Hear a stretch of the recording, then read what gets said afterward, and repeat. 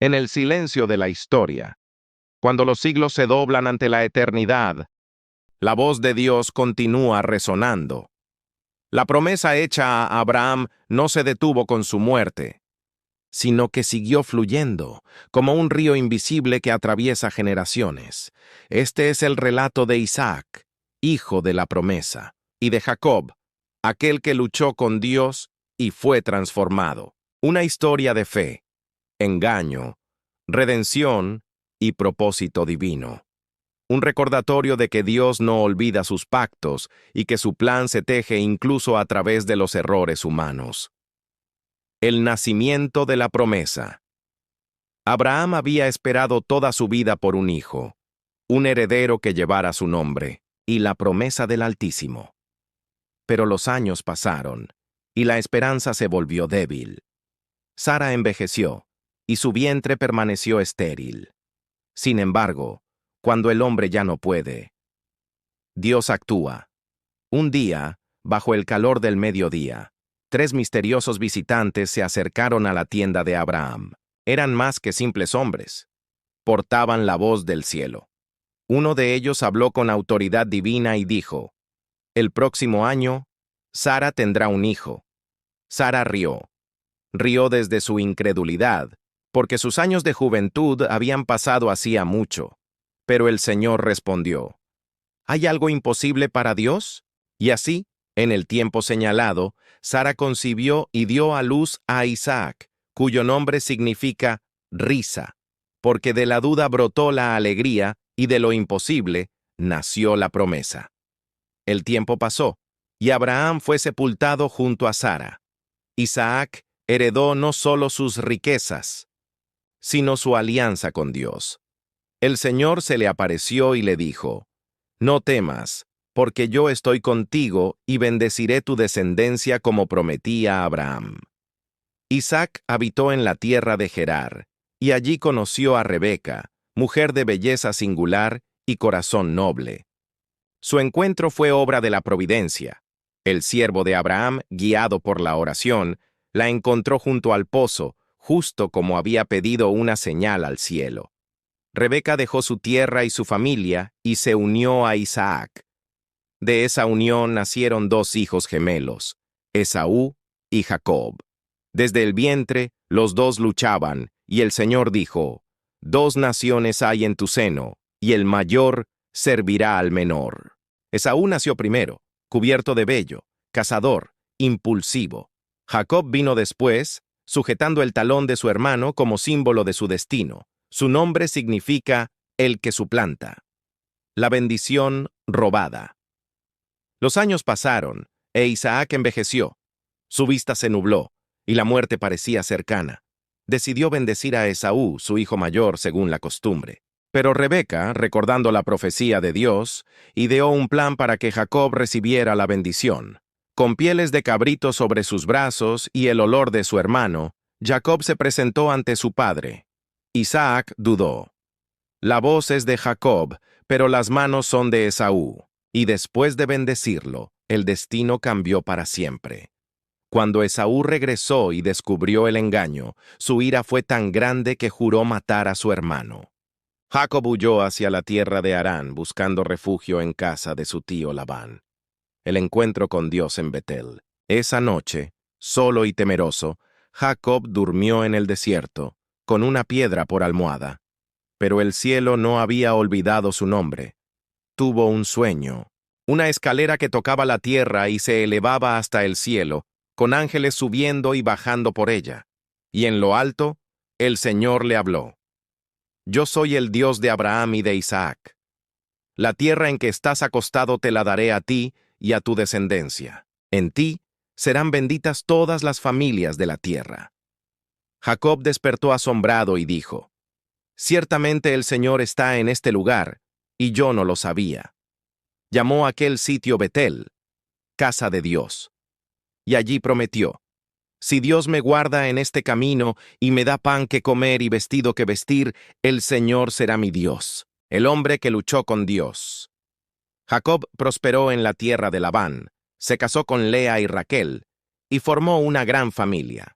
Pasaron los años, pero el pasado no desapareció. Dios le ordenó volver a su tierra y a su hermano Esaú. Jacob temió el encuentro.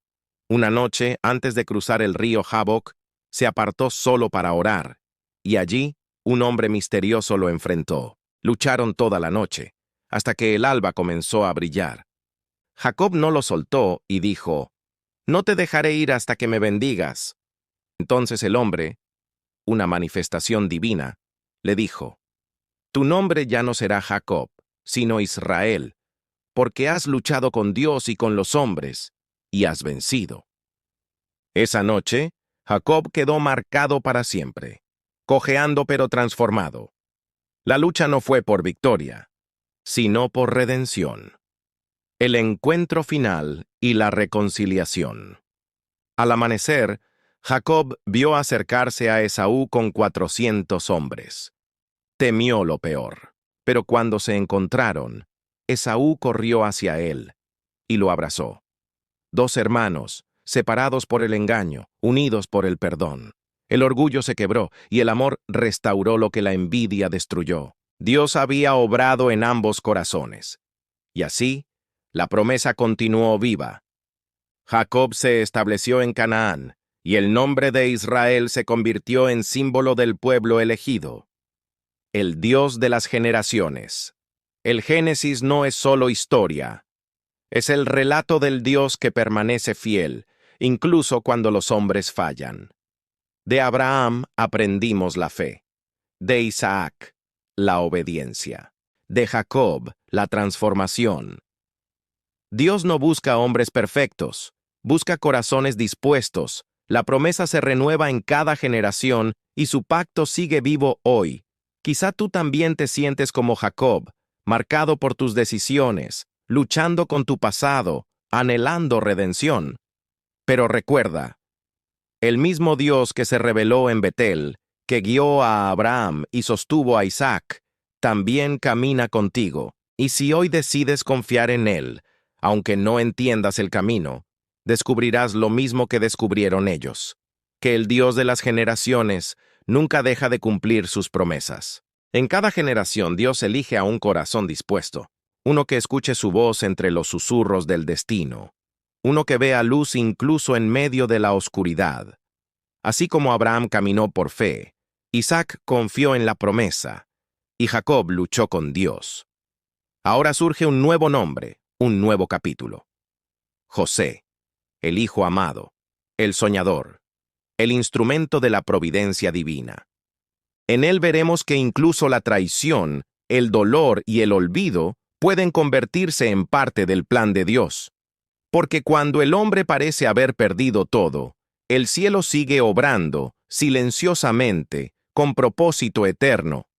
Jacob, ahora llamado Israel, habitaba en la tierra de Canaán. Entre sus 12 hijos, amaba especialmente a José, el hijo de su vejez, nacido de Raquel, su amada. A José le regaló una túnica de muchos colores, símbolo de favor y distinción. Pero lo que para un padre era amor, para sus hermanos se convirtió en celos y resentimiento. José tenía sueños, sueños que no eran simples fantasías, sino revelaciones.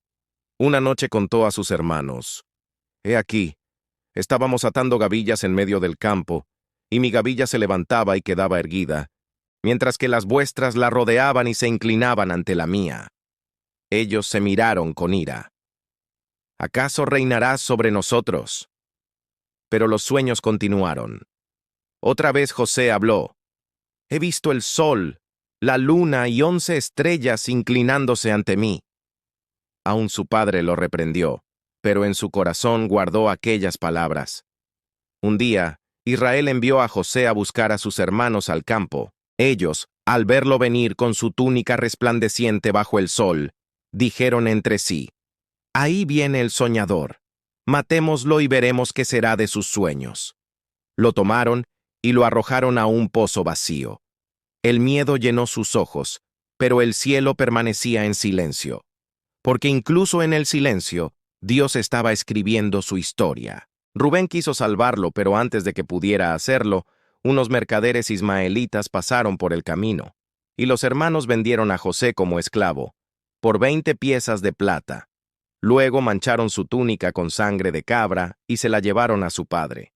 Jacob, al verla, rompió sus vestiduras y lloró amargamente. «Una bestia lo devoró», dijo con voz quebrada, pero José no estaba muerto. Estaba siendo conducido a Egipto, al país donde su destino se cumpliría. Llevado como esclavo, José fue vendido a Potifar, oficial del faraón y capitán de la guardia. En tierra extranjera, lejos de su hogar y su familia, José no se rebeló, sino que sirvió con fidelidad, porque sabía que Dios estaba con él, y el Señor prosperaba todo lo que hacía. Potifar confió en él tanto, que lo puso sobre toda su casa. Pero un día, la esposa de Potifar lo miró con deseo. Intentó seducirlo, pero José respondió: «¿Cómo haría yo este gran mal y pecaría contra Dios?». Ella, humillada, lo acusó falsamente, y José fue arrojado a prisión. La oscuridad volvió a rodearlo. Los muros eran fríos, el aire pesado, y el silencio parecía eterno. Pero aún allí, Dios no lo abandonó. El carcelero vio en él algo distinto, y José halló gracia una vez más. Su fe no dependía del lugar donde estaba, sino del Dios que lo acompañaba. Tiempo después, el copero y el panadero del faraón fueron encarcelados. Ambos tuvieron sueños inquietantes, y José, guiado por el Espíritu de Dios, los interpretó. «Dentro de 3 días, el faraón levantará tu cabeza y te restituirá a tu puesto», dijo al copero. «Pero tú», añadió al panadero, «serás colgado». Y todo ocurrió tal como José lo dijo.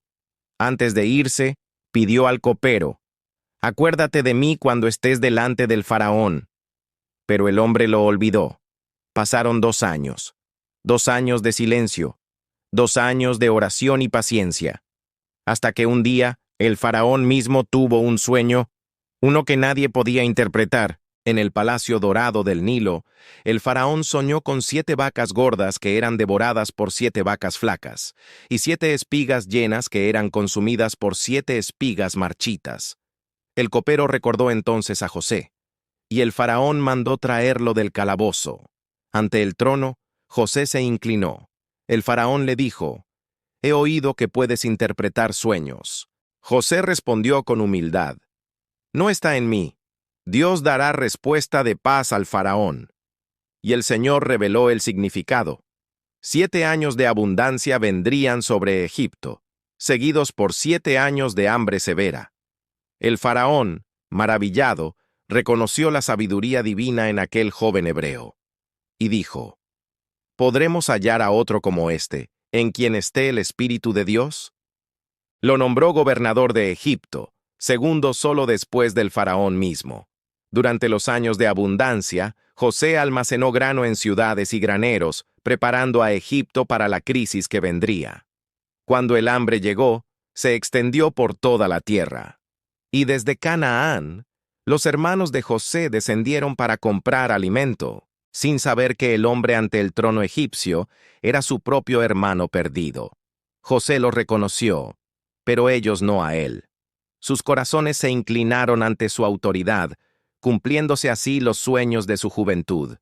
Pero antes de rebelarse, José los probó. Quiso ver si habían cambiado. Les habló con dureza. Les pidió traer a Benjamín, el menor, y en su corazón luchaba entre el perdón y el dolor. Cuando finalmente vio a Benjamín, su alma no pudo contenerse. Salió del salón y lloró amargamente.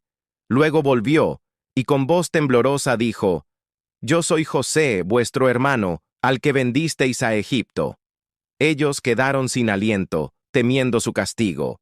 Pero José los consoló: «No se entristezcan ni se aflijan, porque fue Dios quien me envió delante de ustedes para preservar la vida». Al oír la noticia, Jacob, ya anciano, no podía creerlo. Pero cuando vio los carros enviados por José, su espíritu revivió. «Basta», dijo. «Mi hijo José vive. Iré y le veré antes de morir». Así, Israel descendió a Egipto con toda su familia, 70 almas en total, y el faraón les dio la tierra de Gosén, donde habitaron y prosperaron. Jacob, al ver a su hijo, lloró sobre su cuello y dijo, «Ahora puedo morir, porque he visto tu rostro y sé que vives». En su lecho de muerte, bendijo a sus hijos, profetizando el futuro de cada tribu de Israel. Y cuando murió, José lo llevó a Canaán y lo sepultó junto a Abraham e Isaac, cerrando así el ciclo de los patriarcas. Tras la muerte de Jacob, los hermanos temieron que José los castigara, pero él, mirando al cielo, dijo palabras eternas. Vosotros pensasteis mal contra mí, pero Dios lo encaminó a bien, para dar vida a muchos pueblos.